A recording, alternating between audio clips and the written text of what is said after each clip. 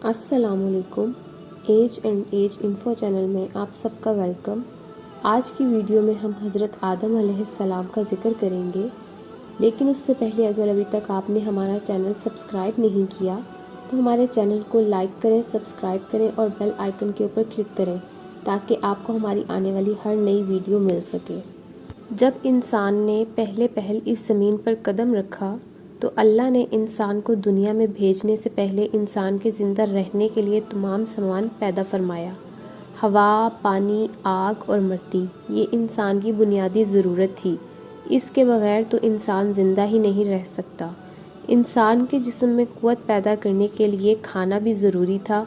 इसके लिए अल्लाह ने फल, फूल, मेवे, पौधे, हरे भरे दरख्त पैदा किए। इसके अलावा सर उठाए बुलंदो बाला पहाड़, रवा दवा गुनगुनाते हुए चश्मे, बल खाते दरिया, समुंदर, चाँद, सूरज, सितारे, गर्ज़ के हर वो चीज़ जो इंसान के ज़िंदा रहने के लिए ज़रूरी थी पैदा की। इन सब चीज़ों के अलावा इंसान के आराम और सहूलत के लिए और चीज़ों की भी ज़रूरत थी, वो भी पैदा फरमाई। ज़मीन आसमान के अंदर बेशुमार छिपे हुए ख़जाने और वसाइल हैं, मसलन लोहा, चांदी, तेल, कोयला और गैसें। ये तमाम चीज़ें इंसान की ज़रूरत की हैं। इनसे इंसान फ़ायदा हासिल करता है। इन तमाम चीज़ों को ज़मीन के अंदर से निकालने और दरियाफ्त करने के लिए एक ऐसी अक्ल और इल्म रखने वाली हस्ती की ज़रूरत थी जो इन तमाम छिपी हुई और ओझल चीज़ों को ढूंढ कर निकाले और अपने लिए कारआमद बनाए। यही हस्ती जिसे इंसान कहा जाता है। इंसान को अल्लाह ने अक्ल और सोचने समझने की सलाहियत अता की, फिर दुनिया में भेजा। सबसे पहले इंसान हज़रत आदम अलैहिस्सलाम थे। इंसान की नस्ल हज़रत आदम अलैहिस्सलाम से चली और तमाम इंसान हज़रत आदम अलैहिस्सलाम की औलाद हैं। अल्लाह ताला ने हज़रत आदम अलैहिस्सलाम को पैदा करने के लिए इरादा ज़ाहिर किया और फरिश्तों से कहा, मैं ज़मीन पर अपना खलीफा बनाने वाला हूँ। इस पर फरिश्तों ने एतराज़ किया और कहा, क्या आप ज़मीन पर इंसान को पैदा करने वाले हैं? इंसान तो ज़मीन पर फसाद बर्पा करेगा और खून बहाएगा। हम तो तेरी पाकी बयान करते हैं और तेरा शुक्र बजा लाते हैं। क्या हम इबादत के लिए काफ़ी नहीं? अल्लाह ने फरमाया, जो मैं जानता हूँ वो तुम नहीं जानते। फिर अल्लाह ने खुद अपने हाथों से हज़रत आदम अलैहिस्सलाम का पुतला बनाया, फिर इसे संवारा और इसे मुनासिब शक्ल दी।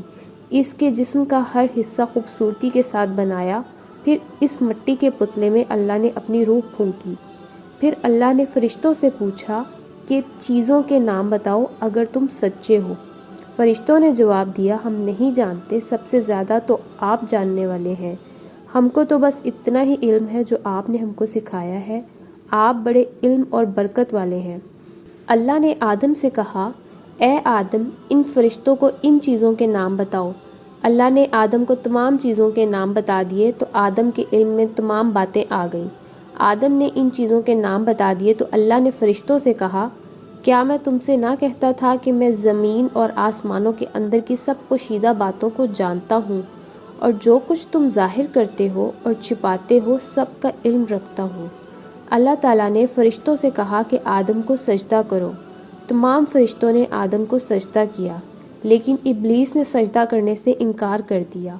वो गरूर करने वालों में से था। तुझे किस चीज़ ने सजदा करने से रोका जबकि मैंने तुझे हुक्म दिया था? अल्लाह ने पूछा। इब्लीस ने कहा, आपने इंसान को मिट्टी से बनाया और मुझे आग से पैदा किया।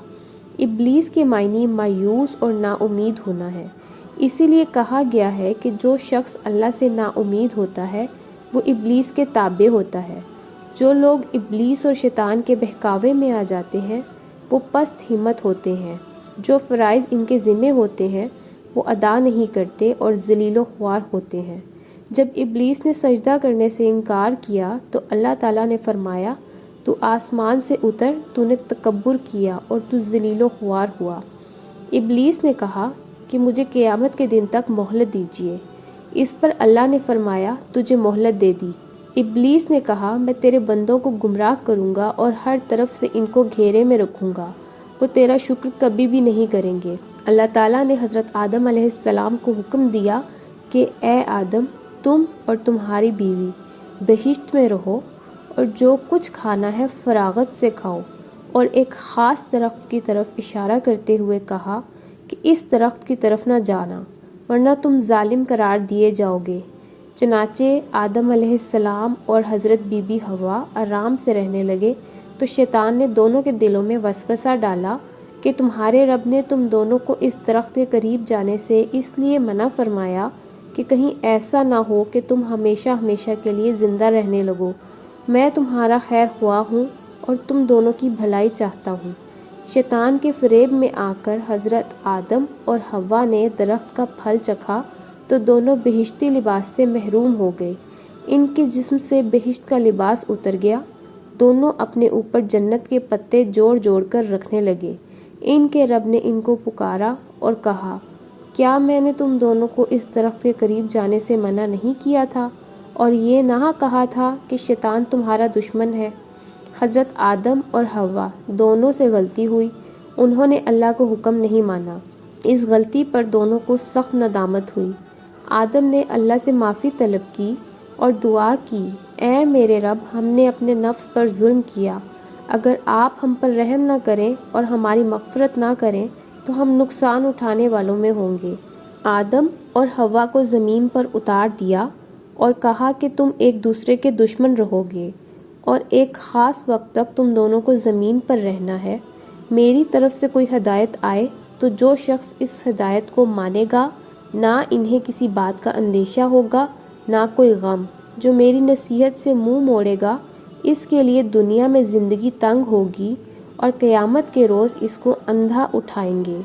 جب حضرت آدم علیہ السلام آسمان سے اتر کر زمین پر آئے تو وہ فرشتوں کی پاکیزہ باتیں سننے سے محروم ہو گئے، اس لیے دل اداس رہنے لگا۔ آپ نے اللہ سے دعا کی اور عرض کیا کہ میں تو فرشتوں کی صحبت سے محروم ہو گیا ہوں۔ اس پر اللہ نے فرمایا، آپ مکہ معظمہ جائیں، وہاں میرا گھر تعمیر کریں، اس کا طواف کریں اور نماز پڑھیں۔ چنانچہ آپ علیہ السلام جبرائیل امین کے ساتھ مکہ معظمہ گئے، وہاں کعبہ کی بنیاد رکھی، نماز پڑھی اور طواف کیا۔ حضرت آدم علیہ السلام کے واقعے سے ہمیں یہ سبق ملتا ہے کہ جس کام کو اللہ نے کرنے سے منع فرمایا ہے وہ نہ کریں اور جو کام کرنے کا حکم دیا ہے وہی کریں۔ یہی عبادت ہے، عبادت نیکی ہے، نیکی عبادت ہے۔ دوستو، اگر آپ کو ہماری ویڈیو پسند آئے تو اسے ضرور شیئر کریں۔